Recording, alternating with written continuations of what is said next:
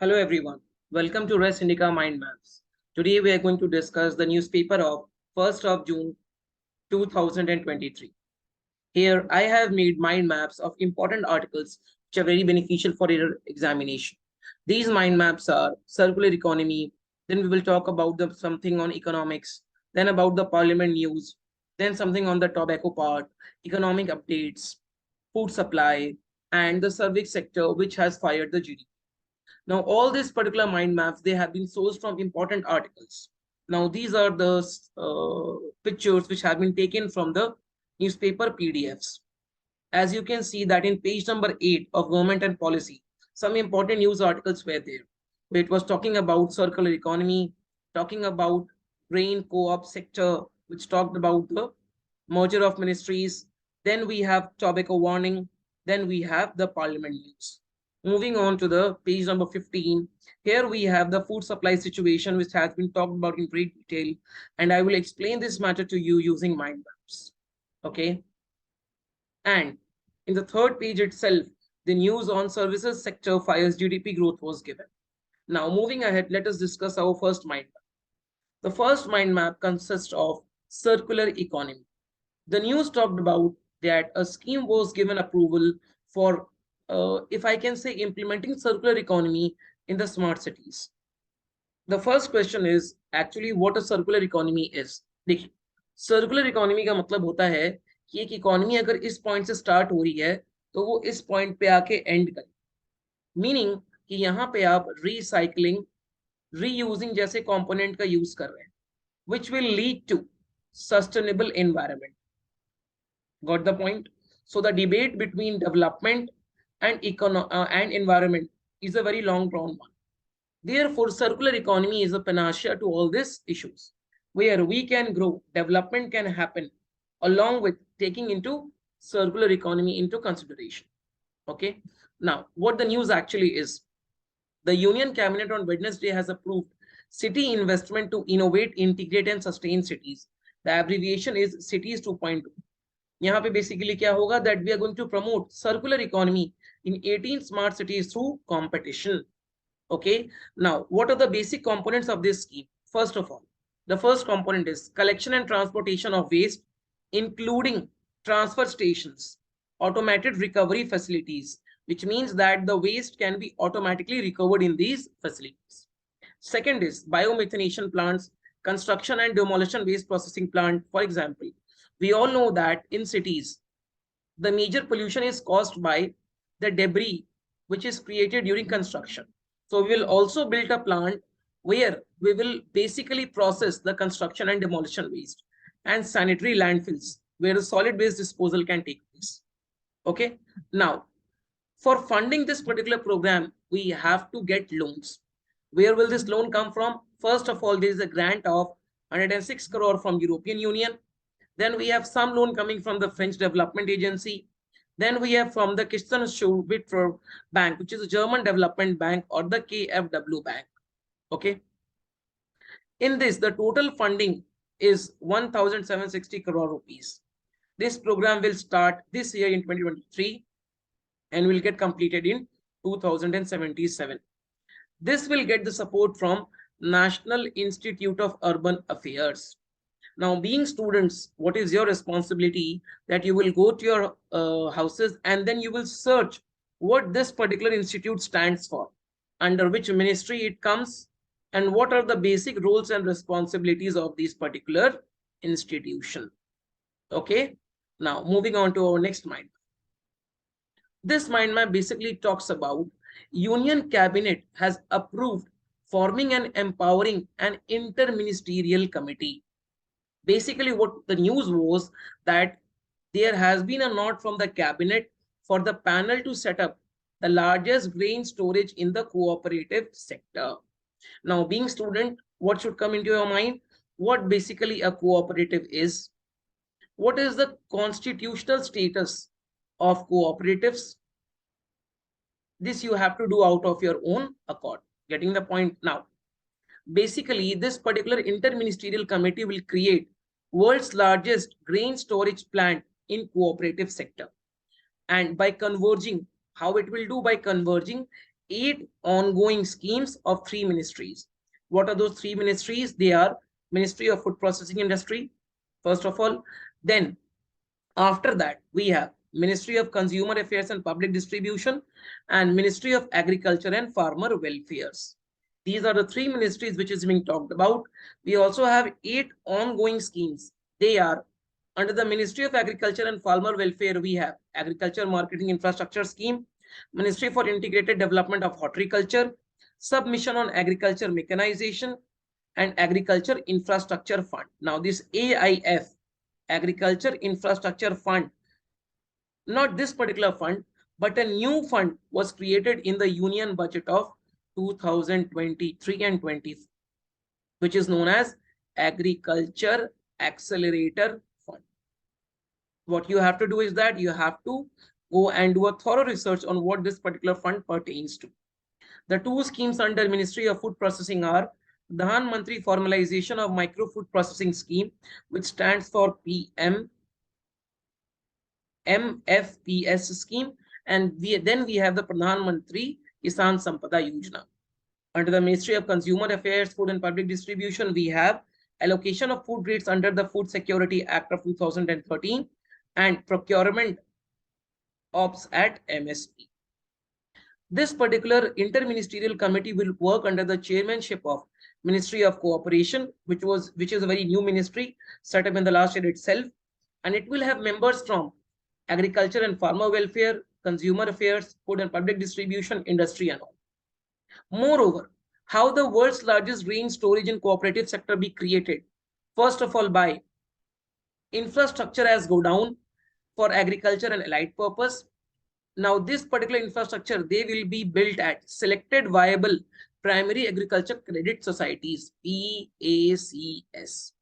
Okay, so in this way, the government is mooting an idea to make an empowered committee for building the world's largest storage plant in the cooperative sector.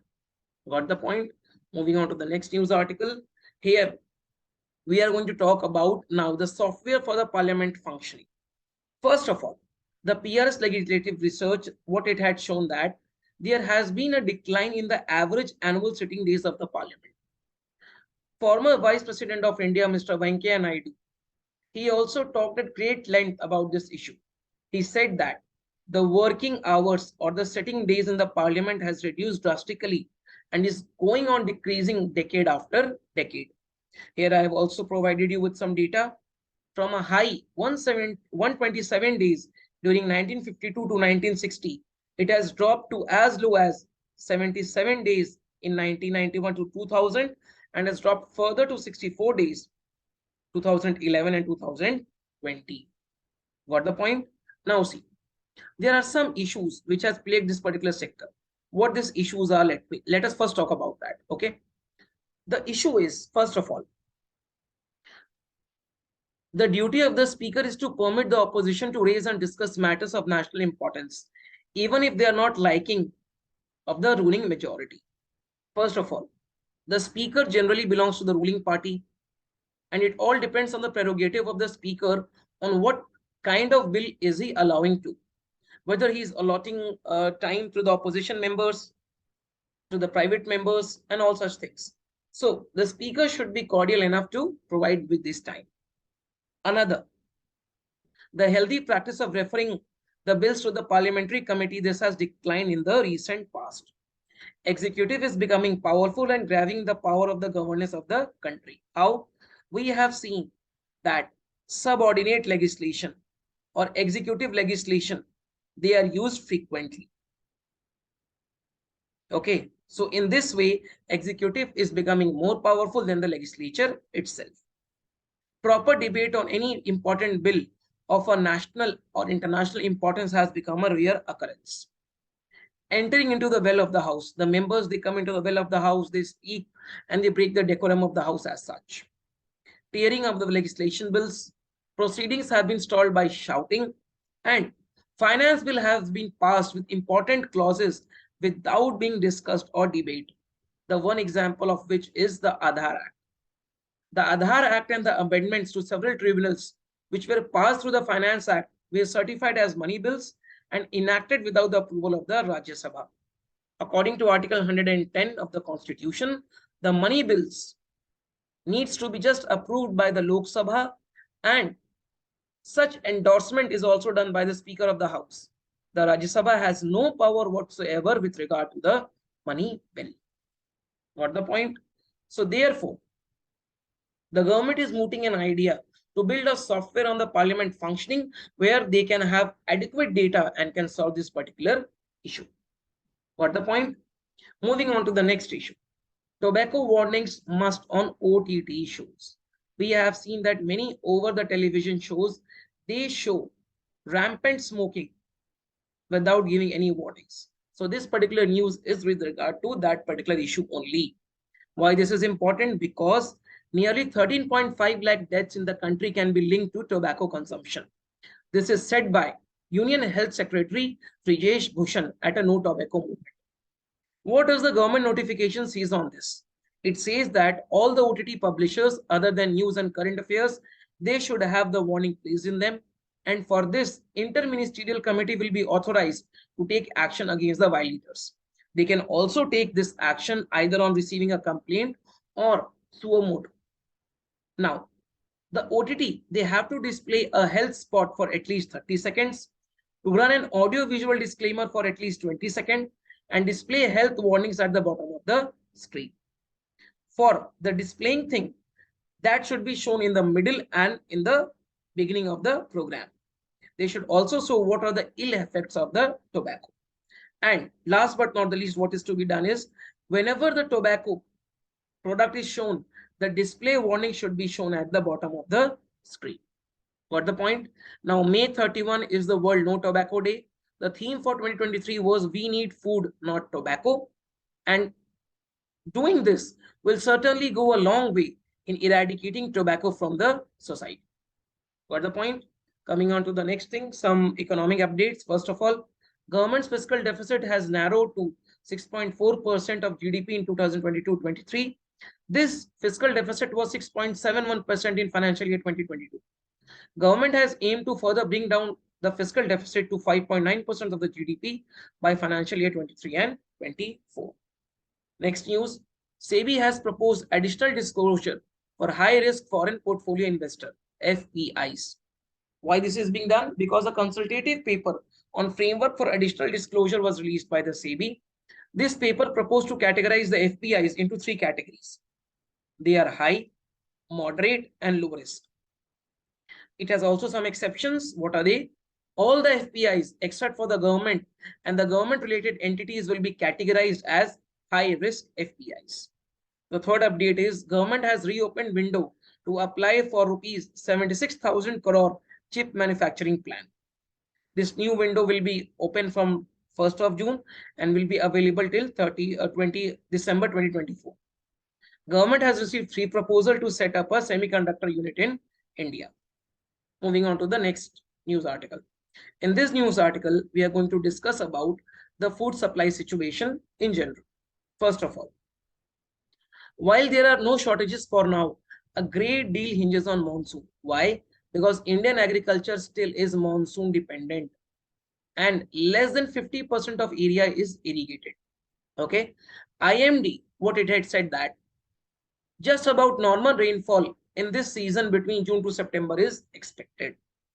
How is food availability affected? The supply and the demand balances in the key food commodities like wheat, milk, edible is comfortable yet very tight, which means that a small shift from this particular position can lead to food scarcity. Now, this food availability will also determine the RBI's monetary policy, whether to raise the inflation, whether to raise the rate for countering the inflation, whether to reduce the rate for increasing the demand. Okay. Now, monsoons, they affect the Indian agriculture system both temporarily and spatially and have a very important role in determining the food supply situation of the country. Got the point? Moving on to the last article of today. Service sector fires GDP growth to 6.1% in Q4. Now, first of all, what does this basically mean? This basically means that Before discussing its implication, why not talk about what the service sector, manufacturing sector, and agriculture sector pertains to? Agriculture sector, which is the primary sector of the economy, this grew at a robust rate of 5.5% in Q4, and the growth for full year was estimated at 4%. As per the National Statistical Organization, it has pushed the growth estimate for the full year to 7.2%, which is higher than the NSO's advanced estimate of the last year. India's GDP in financial year 23 will be lower than the growth rate of 91% which was expected in 21 and 22. Manufacturing sector has contracted in both the second and the third quarter, but has turned around in the fourth quarter. Okay, which means that it has increased a bit in the fourth quarter. In the services sector also, the financial, real estate, and the professional sector, this has seen sustained pickup. Whereas in trade, hotels, transport, and communication sector, it has maintained its growth momentum. First of all, what are the major concerns related to the services sector? One on private consumption, the second one is on government consumption. First of all, government consumption has remained weak, and the investment by the government has remained very healthy, which we can see the capex investment of the government in the 3 budgets which it had published. On private consumption, we can see that it has growth by 2.8% in Q4, and the growth momentum is likely to be under pressure. Why? Due to tighter global and domestic financial conditions. With these, we come to the end of our session. We will meet again with the analysis of 2nd of June. Thank you very much.